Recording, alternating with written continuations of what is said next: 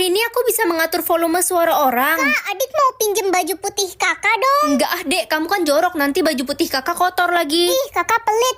Ma, kakak jahat. Kakak nggak mau pinjemin aku bajunya. Sekarang mama nggak bakal denger suara kamu ngadu. Yang bisa tekan tombol like dan subscribe secara bersamaan, komen ya. Lala, kamu beneran suka sama Jordi? Iya, aku suka sama Jordi, tapi nggak berani ngomong. Ngomong aja, itu ada orangnya. Kamu beneran suka sama Jordi kan? Iya Ren, aku suka sama Jordi. Lala, aku nggak salah denger. Kamu suka sama aku. Maaf ya, aku udah suka sama orang lain. Lala, maafin aku. Guys, jangan ada yang mau temenan sama Ren. Dia itu nggak setia kawan. Gue ada buktinya pas dia lagi.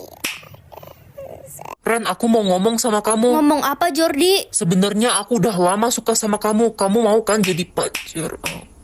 Aku cinta kamu, Ren. Gak bisa, sahabatku Lala kan suka sama kamu. Aku nggak mau bikin dia